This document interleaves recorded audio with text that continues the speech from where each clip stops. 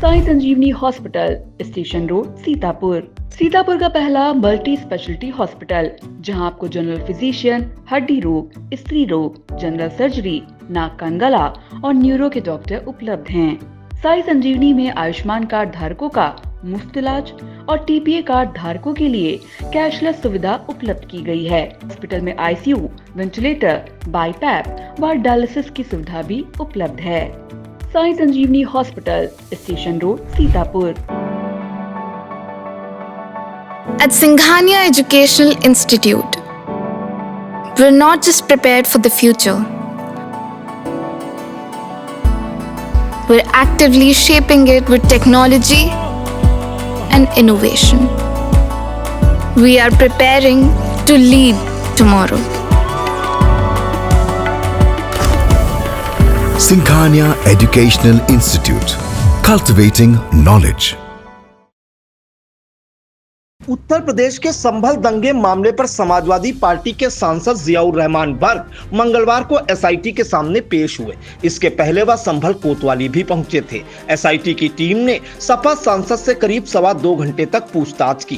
पूछताछ के बाद बर्क अपने दादा की कब्र पर कब्रिस्तान पहुंचे। यहां उन्होंने कहा, आज की पूछताछ खत्म हो गई है, अभी आगे के लिए समन नहीं दिया गया। जैसा कहा था, कानून पर भरोसा है, आगे बुलाएंगे तो जाएंगे। जो पुलिस ने पूछा उसका पूरा जवाब दिया है। सपा सांसद से एसआईटी की पूछताछ आधिकारिक रूप से 12:10 पर शुरू हुई थी और लगभग दोपहर 2:20 पर खत्म हुई। पूछताछ के बाद सपा सांसद ने मीडिया से मुखातिब होते हुए क्या कुछ कहा, उसे सुन लीजिए। तो माननीय उच्च न्यायालय का जो आदेश था कि जो जांच प्रक्रिया है उसमें सहयोग करने के लिए जो मुझे धारा बीएनएसएस के 35 के तहत नोटिस दिया गया था आज की तारीख में, तो मैं बस अपना यहाँ सहयोग के लिए उसमें आया था और इन्वेस्टिगेशन अभी पेंडिंग है। उन्होंने जो सवाल मुझसे किए हैं उसका मैंने उत्तर उनको दे दिया। क्या कुछ सर पूछा गया है? वो उसका जांच प्रक्रिया वो उसकी जांची प्रक्रिया उसमें मैंने। आइए अब आपको बताते हैं कि सपा सांसद से पूछताछ में एसआईटी ने क्या सवाल पूछे और उनके सांसद जियाउर रहमान बर्क ने क्या जवाब दिए।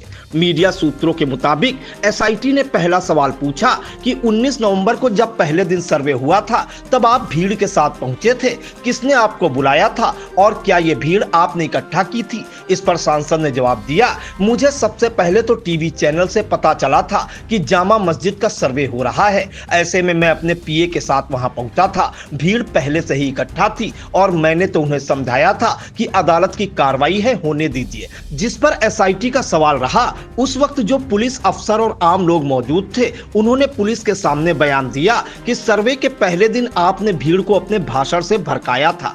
इस पर सपा सांसद ने कहा कि मैंने कोई भाषण नहीं दिया था, सिर्फ मीडिया से बातचीत की थी। इसके बाद एसआईटी ने सांसद से पूछा, 23 नवंबर की रात 10:01 पर उन्होंने जफर अली से क्या बातचीत की, जिस पर जियाउर रहमान ने कहा, मुझे याद नहीं है।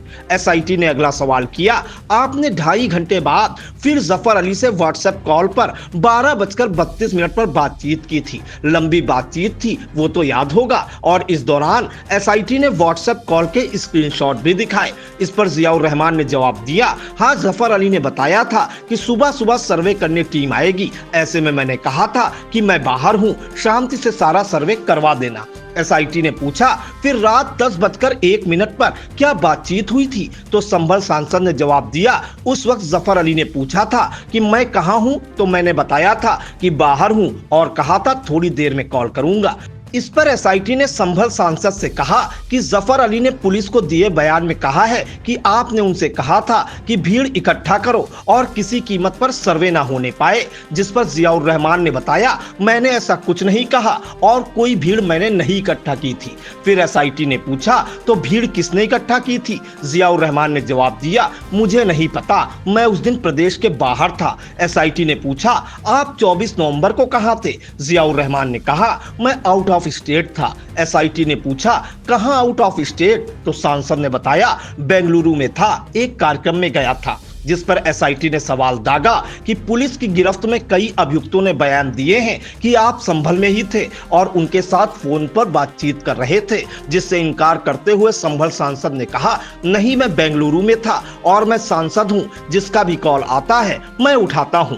एसआईटी ने पूछा, जफर अली के अलावा भी गिरफ्त में मौजूद कई अभियुक्तों ने बयान दिया है कि आपने भीड़ इकट्ठा करने और सर्वे रोकने के लिए दबाव बनाया था, जिस पर जियाउर रहमान बर्क ने कहा, नहीं ऐसा कुछ नहीं, मैंने तो उल्टा शांति की अपील की थी, मैंने सोशल मीडिया पर भी शांति की ही अपील की थी। तब एसआईटी ने जियाउर रहमान बर्क से पूछा, अगर आप शांत की अपील कर रहे थे तो आपने जफर अली को प्रेस कॉन्फ्रेंस कर लोगों को भड़काने के लिए क्यों कहा? जिस पर जियाउर रहमान ने जवाब दिया, उन्होंने जफर अली से प्रेस कॉन्फ्रेंस करने के लिए नहीं कहा था, उन्होंने अपने आप से प्रेस कॉन्फ्रेंस की थी। लेकिन एसआईटी ने एक बार फिर पूछा कि प्रेस कॉन्फ्रेंस से पहले तो जफर अली ने आपसे ही बातचीत की थी और अपनी प्रेस कॉन्फ्रेंस की वीडियो साझा की थी आपने। जिस पर जियाउर रहमान ने फिर से अपना जवाब दोहराते हुए कहा, मैंने जफर अली से प्रेस कॉन्फ्रेंस करने के लिए नहीं कहा था और वीडियो उन्होंने खुद से ही मुझे भेजी थी जो मीडिया ने रिकॉर्ड की थी, न मैंने प्रेस कॉन्फ्रेंस के लिए बोला था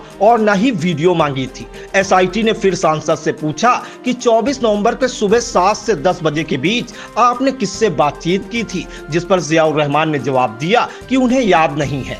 एसआईटी ने पूछा, क्या उनकी जफर अली से बात हुई थी? तो सपा सांसद बोले, आप ये सवाल पूछ चुके हैं और मैं जवाब दे चुका हूं। इसके बाद एसआईटी ने पूछा, सुहेल इकबाल ने 24 नवंबर को दंगे के दौरान भीड़ से कहा था कि जियाउर रहमान बर्क हमारे साथ हैं, हम लोग तुम्हारे साथ हैं, कुछ नहीं होने देंगे, अपने मंसूबे पूरे करो। जिस पर जियाउर रहमान ने जवाब दिया, उन्होंने सुहेल से कुछ नहीं कहा था। इसके बाद एसआईटी ने सपा सांसद से पूछा कि वे जफर अली को कैसे जानते हैं? जिस पर जियाउर रहमान ने बताया कि जफर अली शाही मस्जिद के सदर हैं, क्योंकि परिवार समाज से जुड़ा हुआ है, इसलिए जफर अली परिवार के बड़ों के पास आते रहते हैं। तो कुछ मीडिया रिपोर्ट्स के मुताबिक ये सारे सवाल एसआईटी ने संभल सांसद से अपनी पूछताछ में पूछे हैं। हालांकि आई इंडिया इसकी पुष्टि नहीं करता।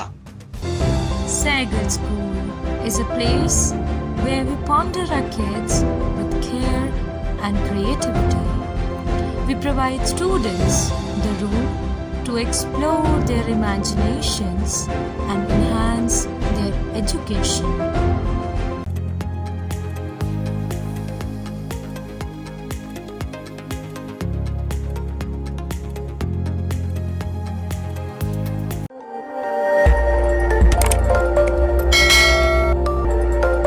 खबर आपकी, नजर हमारी। देखते रहिए आई इंडिया।